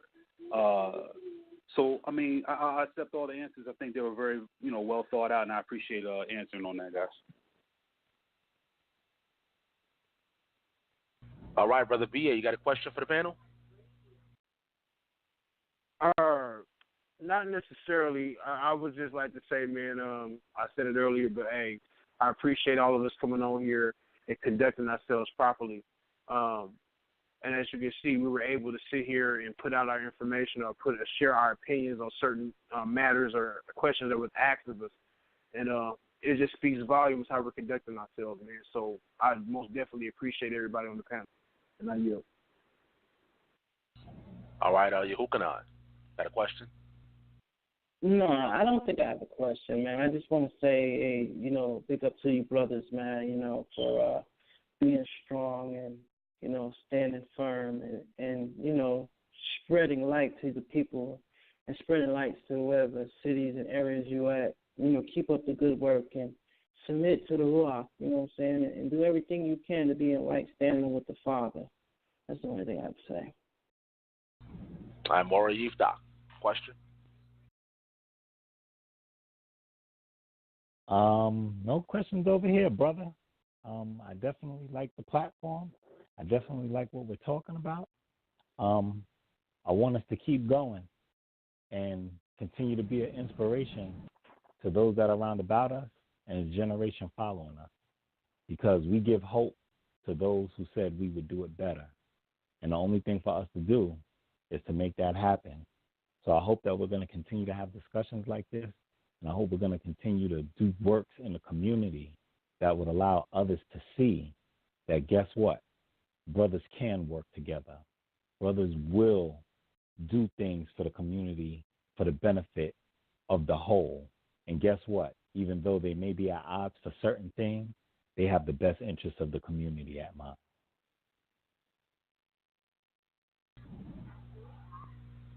All right, family, we still have a lot of time. We have like 48 minutes in the air, but that's the beauty of Block Talk Radio. I control when we end this. You know what I'm saying?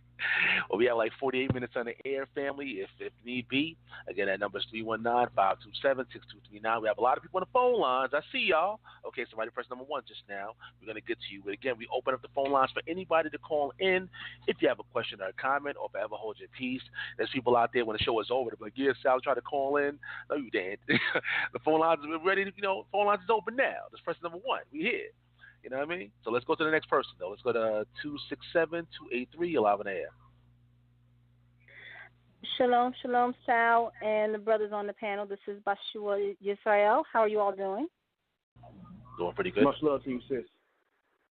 That's wonderful. That's wonderful. I just want to say that I am very pleased with this discussion. I mean, this is so needed in the times now, especially in these times of social media when you have many groups that are slandering us, and just like some of the brothers mentioned, the hangouts, you go into some of these hangouts or you hear them on YouTube and all they do is, smear us, talk bad about us, and I heard earlier a question regarding the moderates, and that's another term that they like to use. I guess that's the term they use for those of us who don't follow One West camp. So they have to call it moderates. I guess, I don't know whether I should say it makes them feel better or it makes them feel less threatened. I don't know, but they call us moderates, but yet they still have a problem with our doctrine. And I hope that, I'm surprised that none of those apologists, and I'm going to leave them nameless because they know who they are and I'm sure they're listening. I'm surprised that none of them has called in to try to dispute, which I'm glad that they didn't, because you can't dispute what's being said here. About our Israelites, black supremacists, and I'm just going to agree with the panel or some of the callers, and I'm going to say no. I mean, how can we be supremacists when, and Ish and I were talking about this while we were listening, how can we be supremacists if, we don't have books or we don't have publications or anything out there in history saying that we're better than someone else. Someone who's a supremacist, they'll go around saying that they're better than someone else. And there's no record in history of our people ever doing that. So I hope that this discussion opens a lot of eyes, that, those who may think that we as Israelites are extremists or supremacists, that they can see that we're not.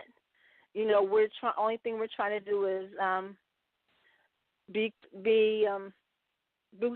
true to our calling, because we have been awakened to who we are as a people. To know that we have to continue to keep the law, statutes, and commandments, and that they have not been done away with. And so I really hope that this can open up a lot of eyes. And I just want to commend all of you brothers for the amazing discussion. I hope that this continues, and that we can really hit this home as to who we are, and at the same time, awaken others. So good job. I would just like to say, thanks, sister. That's beautiful what that sister just said when it comes to the commandments. Everybody on here, we keep them because we want to. We have made a choice. You see, and I think that's another thing that needs to be brought out. You know what I'm saying? We don't go around beating people up with the teachings mediated through the teachings of the Most High mediated through Moses. No, we keep them because we want to. And guess who else kept them because he wanted to? He chose to. The Messiah, the one they love so much. Jesus. We love Jesus too. We appreciate who he is. We understand that he's holy and divine. But the Messiah himself kept the commandments because he made a choice, and that's what we want to do. We don't keep the commandments, or we don't say we keep the commandments just to boast and make ourselves out to be something that we're not, or whatever it may be. We do that because we have made the choice, because this Israelite walk, or this walk of the Most High, rather, this walk worshiping the Most High, it motivates us, it provokes us to get right. We want to get right. And then one thing about it, I'll just say this, and then I'll yield the mic. Even though I disagree with the One West doctrine, one good thing I will say about them, what I have noticed personally myself, is that I have noticed how the One West brothers, how they do wake up their people in the streets, how they have pulled people off the drugs, how they have pulled people out of the streets who wanted help. So the One West brothers' doctrine, their doctrine may be off as far as we may disagree, but I have seen the good they have done as well. And I yield the mic.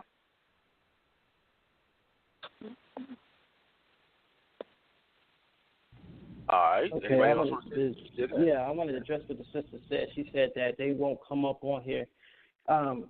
They won't come up on here because they can't accuse you of nothing. Let me tell you something. If Sal was just a regular guy, right, and I said, Sal, you're a journalist, and Sal would be like, well, I'm not a journalist. How am I a journalist? I can say, Sal, you host radio shows, okay? See, I can say to Zariak is a racist, right? And then Zariak can say, how am I a racist? I'm going to be like, yeah, you say white folks can't be saved because they're white. So you can give an example, or you can tell a situation when you're making a statement like this. See, they are making statements, but they can't give no examples of how anybody on this panel has done anything that is racist or black supremacist. They have no example. That's why they won't step up in here. They always talk about, we want to deal with the One West because the One West is calling us out. We can call them out right now. They're not going to come on the show and address anything because they don't have no example to say how any of us is a black supremacist. They have nothing, no evidence. They have no statements. They have no example of what they can do. And they're so ready to deal with the One West, and the One West is not ignoring them, but the one people who will give them the time of day, they're turning their back, they're treating them, they're biting their hand and sitting up there slandering them. I yield. I would like to add on to that as well. I think one thing it's a dagger to that whole idea is just that in the beginning of the show, Sal, you asked us to make up examples of a black supremacist and what it is. And then you asked us the question between pride in one's ethnicity and black supremacy. And as anybody who is listening to the show, and you yourself, Sal, have witnessed, we all basically in unity went against black supremacy in the sense that anyone try to make up in their own mind. No one came up with any racial comments. No one said anything about other races or anything derogatory about other races. That just didn't take place at all. Another dagger to that thought and idea that we're not that is because I believe all four of us or three of us actually gave props to a brother by the name Faithful to God. We talked about his character, how well of a person he is, and didn't bring up his race at all. I don't think he's even black or African descent. See, so as you can see, none of that even mattered, even when judging one's character. So if we didn't judge him by his skin color, but by his character, and yet spoke against the supremacy mindset in saying that there's nothing wrong with having strength in one's pride and one's ethnicity, then the whole idea of black supremacy just goes right out the window. And I mean, it just doesn't go out the window in the house. I mean, it goes out the window in the skyscraper. I mean, off the roof and drops because it's not here. You can't find it. You have no accusation. Now, if anyone wants to try to sum up or come up with the accusation with that, then that goes along with the term that I made up, contention seekers. That's what they're looking for, and that's what they want. So when you have somebody that's looking for something that's not there, they're trying to start something. Why the heck am I going to go to a hardware store looking for toys? It's not there. You're in the wrong place if you're looking for that. Go to Toys R Us because ain't no games here.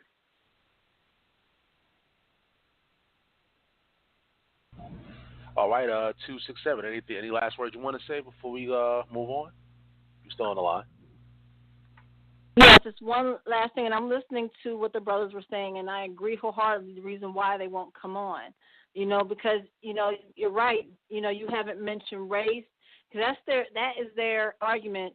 They say, oh, well, the Hebrew Israelites, they mention race. They mention nationality. And, how the One West camps are on the corner talking about what's your nationality based on the 12 tribes chart and what have you. There was none of that in your discussion. So, they can't find any fault. And if they do, then, that's just on them, and that's their problem and not y'all's. But I just wanted to end one thing, what I was thinking of, the family, in terms of the whole black supremacist theory that's been going out here. I'm sure you all know about the family who was split up. It was a husband and wife, and they had 6 children. And the wife's oldest daughter, she was the oldest child, spread lies on her parents. And as a result, she ran away with a man who was almost twice her age. And the family was broken up, even though they were accused of neglecting the children and abusing the children, even though they've had video and pictures showing that the children were well taken care of, that they were eating, that they were thriving. And they were found guilty because, their argument, well, they're Hebrew Israelites. And as a result, the husband got 13 years in prison, and the wife got 9 years in prison. So, this family has been totally split up. The children are thankfully from what I understand, they're amongst relatives, which is a good thing as opposed to them being in foster care. But this family was all split up, not just about a lie, but because of a preconceived notion of those of us who call ourselves Hebrew Israelites, or for those of us who rather say Torah observant. So we just need to stay strong and continue to trust in Yahuwah. And that's all I have to say. Thank you for allowing me to speak on this, and shalom, shalom to all. Shalom. I appreciate your call. Appreciate you. All right, family, once again, the phone lines is still open, y'all. We got time. Other than that, we can get some last words from the special guest. The number is 319-527-6239. Our Israelites Black Supremacists. You can follow us on Blog Talk Radio at www.blogtalkradio.com/Debate Talk View. Of course, we're on iTunes in the podcast section.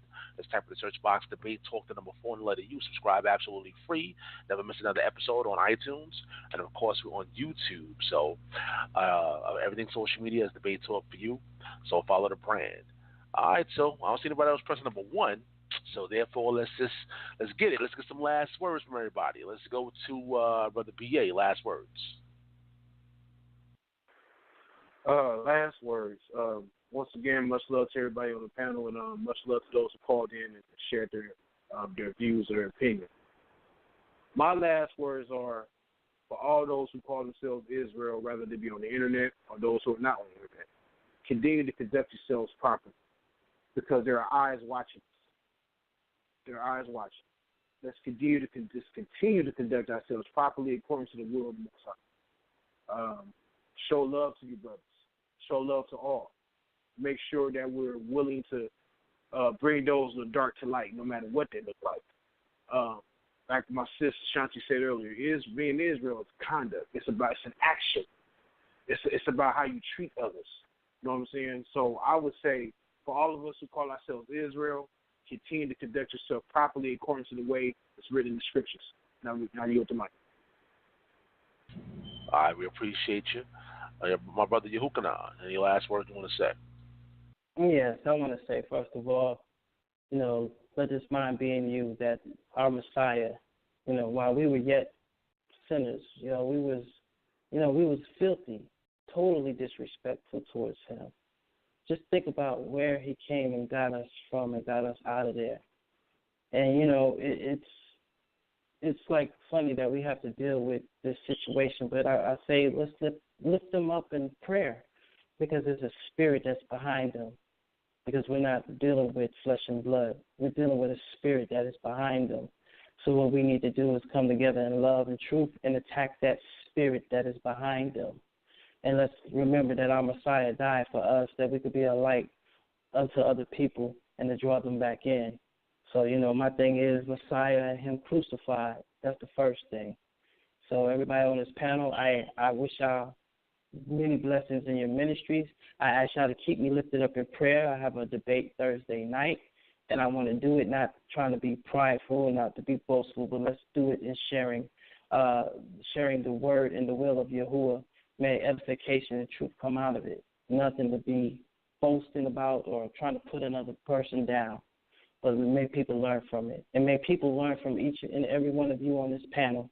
May Yahuwah Baruch you. I yield. All right, we appreciate you, my brother. Let's go to Moreh Yeftahk. Last words. I don't think I got too much. Pretty much, where it is. So I'll just say once again, let's keep it going and let's keep building. And brothers keep continuing being brothers. Love God in your heart, and let's rebuild this nation. All right, my brother, I appreciate you coming on. And, of course, last, we got Kevin G. Last words. Yeah, I would just say to all those who are earshot of the word, do not harden your hearts this day, but let him come through. And if you feel in your heart that you are not in line with the 10 Commandments of the Most High, if you feel that you're in violation of any of those and you feel like you do not have any hope, that you do have hope in Mashiach, and all you had to do is trust in him, and he will give you everything that you need in order to be added onto the kingdom of God. That's the last thing I want to leave with, because I know there's probably somebody listening right now that's probably between the lines. Like, they don't know what to believe or what to deal with. And I will just encourage you that whatever you hear in this entire conflict between moderates, extremists, the whole Christian apologists, Israelites, and this, that, and the other, encourage those who are strong in faith and know the word that we have to continue teaching, because if we conflict with one another, it's going to do nothing but cause confusion for those who are new to the game and trying to get into it. So I think it's best that, the equal amount of commenting that we do on politics and what goes on around us in this community, we have to put in twice as much effort, to teach and to reach out to other people. So that's what I encourage everyone to do who is experienced, and those who are new, try your best to stay to the word, stick to the word, and not to be confused and thrown out and, destroyed over all this mess. But with that, that's all I have to say.